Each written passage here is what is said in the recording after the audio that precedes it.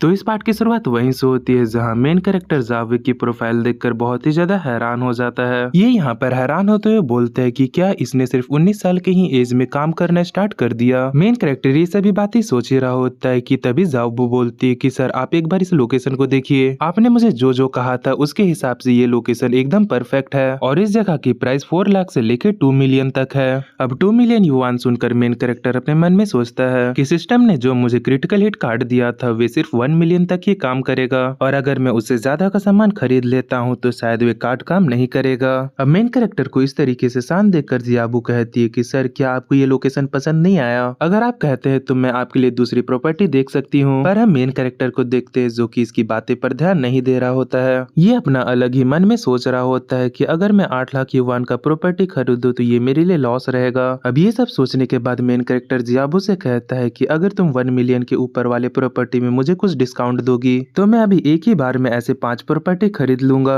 अब main character की इस बात को सुनकर जियाबू यहाँ पर पूरी तरीके से शॉक्ड हो जाती है। ये बोलती है कि हाँ क्यों नहीं, हम आपको डिस्काउंट जरूर देंगे, पर क्या आप श्योर है कि आप 5 प्रॉपर्टी खरीदेंगे? इसकी इस बात को सुनकर मेन कैरेक्टर कहता है कि हाँ क्यों नहीं, मैं जरूर 5 प्रॉपर्टी खरीदूंगा। अगर तुम हर एक प्रॉपर्टी का दाम 1 मिलियन युआन रखती हो तो मैं अभी कैश पेमेंट करके उन 5 प्रॉपर्टी को खरीद लूंगा। मेन कैरेक्टर की इस बात को सुनकर यहाँ पर जियाबू बहुत ही ज्यादा शॉक्ड हो जाती है। ये यहाँ पर हैरान होते हुए बोलते हैं कि क्या आप कैश पेमेंट करेंगे? मेन कैरेक्टर कहता है कि हाँ मैं अभी तुरंत ही कैश पेमेंट करूंगा और इसके बाद में मेरे प्रॉपर्टी को रेंट में लगाने के लिए मैं तुम्हें ही हायर करना चाहता हूँ। अब मेन कैरेक्टर की इन बातों को सुनकर जियाबू यहाँ पर बहुत ही ज्यादा खुश हो जाती है और अपने मन में कहती है कि सच में अगर मेरे हाथों से ये सारी प्रॉपर्टी बिक जाए और मैं ही इन्हें रेंट पर लगाऊं तो मुझे एक अच्छा खासा कमीशन मिलेगा। अब हम गेट के बाहर उसी बंदे को देखते हैं जो कि शुरू में अकड़कर भाग गया था। ये गेट के बाहर से उन दोनों की बातों को सुन रहा होता है और उनकी बातों को सुनकर बहुत ही ज्यादा शॉक्ड हो जाता है। ये यहाँ पर अपने आप को गरियाते हुए बोलता है कि मन कर रहा है कि मैं अपने आप को थप्पड़ मार लूं। सच में मुझे यकीन नहीं हो रहा है कि वे बंदा एक ही बार में 5 प्रॉपर्टी खरीद रहा है। अब इसके बाद सीन शिफ्ट होता है और हम लोग जियाबू को देखते हैं जो कि प्रॉपर्टी मैनेजर को यहाँ पर बुला लेती है। ये मैनेजर आकर मेन कैरेक्टर को यहाँ पर कहता है कि आपका शुक्रिया इतनी सारे प्रॉपर्टी खरीदने के लिए। ये यहाँ पर उन सभी प्रॉपर्टी के कॉन्ट्रैक्ट को आगे करते हुए कहता है कि सर आप यहाँ पर साइन कर लीजिए, इसके बाद वे सारी प्रॉपर्टी आपकी हो जाएगी। जैसा कि जियाबू ने मुझे कहा था इस प्रॉपर्टी का टोटल कॉस्ट हुआ है 5 मिलियन युआन। अगर आप चाहते इस कॉन्ट्रैक्ट को पढ़ भी सकते हैं। पर हम मेन कैरेक्टर को देखते हैं जो कि डायरेक्ट कॉन्ट्रैक्ट पर साइन करते हुए कहता है कि नहीं मुझे जियाबू पर यकीन है और इसके बाद अगर फ्यूचर में मुझे कोई भी प्रॉपर्टी खरीदना होगा तो मैं जरूर दोबारा से जियाबू से कांटेक्ट करूंगा। हम मेन कैरेक्टर के साइड में जियाबू को देखते हैं जो कि मेन कैरेक्टर को देखकर ब्लश करते हुए कहती है इस डील के लिए एजेंसी को 2% का कमीशन मिलने वाला है और क्योंकि इस डील को मैंने करा है तो इस डील की वजह से मुझे भी 40 to 50,000 युआन मिलेगा। अब इसके बाद डायरेक्ट मेन कैरेक्टर के सिस्टम पैनल को देखते हैं जहाँ पर लगातार नोटिफिकेशन आ रहा होता है कि कांग्रेचुलेशन आपने 1 मिलियन युआन खर्च किए हैं जिसकी वजह से आपको 35 गुना वापस मिलता है और आपने दोबारा से 1 मिलियन फिर से खर्च किए जिसकी वजह से आपको 50 टाइम वापस मिलता है और आप लोग ये देख ही सकते हैं कि इसे कितने टाइम पैसे वापस मिल चुके हैं। अब सिस्टम की इस नोटिफिकेशन को देखकर मेन कैरेक्टर यहाँ पर बहुत ही ज्यादा शॉक्ड होता है। ये बोलता है कि क्या 35 टाइम 50 टाइम, मुझे यकीन नहीं हो रहा है, मुझे तो लगा था कि मुझे सिर्फ 10 गुना वापस मिलेगा। मेन कैरेक्टर ये सभी बातें सोच रहा होता है कि तभी अचानक से मेन कैरेक्टर के सिस्टम में एक और नोटिफिकेशन आता है कि कांग्रेचुलेशन आप लेवल अप कर चुके हैं और इस लेवल अप के बाद आपको 0.81 पर सेकंड मिलेगा और अभी आपकी करंट लेवल 6 है। अब इस लेवल अप के नोटिफिकेशन को देखकर मेन कैरेक्टर यहाँ पर पूरी तरीके से शॉक्ड हो जाता है। ये अपने मन में कहता है कि क्या एक लेवल अप देख के ऐसा लगता है कि जियाबू मेरे लिए एक लकी चार्म है जिसकी वजह से आज मेरा इतना ज्यादा फायदा हो गया और मेरा लेवल अप भी हो गया। अब इसके बाद मेन कैरेक्टर जियाबू को कहता है कि जियाबू क्या तुम मेरे साथ थोड़ी देर के लिए बाहर आ सकती हो? इस बात को सुनकर जियाबू कहते हैं कि हाँ जरूर सर, बताइए आपको क्या हुआ है। पर तभी हम अचानक मैनेजर को देखते हैं जो कि जियाबू को अपनी तरफ कर उसके कान में धीरे से कहता है कि जियाबू तुम्हें पता है कि आज तुमने इस बंदे के कारण एक अच्छे कमीशन को कमाया है, तो हो सके तो तुम आज ही से डिनर पे ले जाओ और अपने साथ एक अच्छा रिलेशन बिल्ड करो। अब मैनेजर की इस बात को सुनकर जियाबू यहाँ पर शर्माने लगती है जिसके बाद ये इमेजिन करने लगती है कि कैसे डिनर के बाद मेन कैरेक्टर इसे एक होटल में ले जाएगा जहाँ पर वे इसके साथ कांड करते हुए कहेगा कि जियाबू तुम चिंता मत करो, आज से तुम मेरी हो और आज से जितनी भी तुम्हारी प्रॉब्लम है उसकी रिस्पॉन्सिबिलिटी मैं लेता हूँ। अब इन सभी बातों को सुनकर जियाबू यहाँ पर और भी ज्यादा शर्माने लगती है। ये यहाँ पर शर्माते हुए कहते हैं कि नहीं इतनी जल्दी नहीं, पहले हम एक दूसरे को जान लेते हैं। इस बात को सुनकर मेन कैरेक्टर कहता है कि जल्दी क्यों नहीं, बस तुम जल्दी से अपना बैंक का डिटेल दो। अब इस बात को सुनकर जियाबू यहाँ पर बहुत ही ज्यादा शॉक्ड हो जाती है और बोलती है कि क्या बैंक डिटेल? ये बोलते हैं कि आप मेरे बैंक डिटेल को लेकर क्या करेंगे। इसके इस बात को सुनकर मेन कैरेक्टर यहाँ पर हंसते हुए कहता है कि तुम आज के लिए मेरे एक लकी चार्म की तरह हो, जिसने कि आज मेरा एक बहुत ही अच्छा प्रॉफिट करा दिया है, इसीलिए मैं उसके लिए तुम्हारा शुक्रिया करना चाहता हूँ। मेन कैरेक्टर की इस बात को सुनकर जियाबो को यहाँ पर समझ में नहीं आ रहा होता है कि आखिर ये क्या कहना चाहता है। तभी ये अपना बैंक डिटेल मेन कैरेक्टर को दे देती है। अब हमें कुछ देर के बाद का सीन दिखाया जाता है, जहाँ पर जियाबो के फोन में एक मैसेज आता है कि आपके बैंक में अभी 35,000 युआन रिसीव हुए हैं। अब इस मैसेज को देखकर जियाबो यहाँ पर बहुत ही ज्यादा हैरान हो जाती है। ये हैरान होते हुए मेन कैरेक्टर को देखती है, जहाँ पर मेन कैरेक्टर एक शानदार सा पोज मार रहा होता है। मेन कैरेक्टर यहाँ पर पोज मारते हुए अपने मन में कहता है कि मैंने अभी अभी 200 मिलियन युआन कमाया है, तो उसमें से अगर मैं 35,000 युआन देकर इसका ट्रस्ट जीत सकता हूँ तो इससे अच्छा क्या हो सकता है। तभी दूसरी तरफ हम जियाबो को देखते हैं, जहाँ पर उसकी फैबिलिटी 85 हो जाती है। जियाबो की इस फैबिलिटी को देखकर मेन कैरेक्टर यहाँ पर थोड़ा निराश हो जाता है। ये यहाँ पर निराश होते हुए बोलता है कि सच में मुझे ये उम्मीद नहीं था कि सिर्फ 35,000 में ही तुम्हारी फैबिलिटी इतनी ज्यादा बढ़ जाएगी। भग मैं ये क्यों भूल गया था कि इस दुनिया में पैसा ही सब कुछ है, जिससे कि हम कुछ भी खरीद सकते हैं। मेन कैरेक्टर ये सभी बातें सोच ही रहा होता है कि हम साइड में जियाबो को देखते हैं, जो कि शर्माते हुए मेन कैरेक्टर को देख रही होती है। ये यहाँ पर शर्माते हुए कहती कि सच में मैंने अभी ध्यान दिया है कि ये कितने ज्यादा हैंडसम है। सच में अगर आज रात को वे मेरे साथ वे सब कांड करना चाहेंगे तो मुझे इसमें कोई भी दिक्कत नहीं है। ये सब सोच रही होती है कि तभी हम मेन कैरेक्टर को देखते हैं, जो कि दरवाजे के पास पहुंच जाता है। ये यहाँ से जाते हुए कहता है तो ठीक है, अब मैं यहाँ से जा रहा हूँ। अब मेन कैरेक्टर की इस बात को सुनकर ये होश में आती है, जिसके बाद ये मेन कैरेक्टर को रोकने के लिए दौड़ते हुए बाहर जाने लगती है, पर इसके यहाँ पर आने से पहले ही मेन कैरेक्टर यहाँ से चला जाता है। मेन कैरेक्टर को यहाँ से ऐसे ही जाता देखकर ये अपने मन में कहती है कि क्या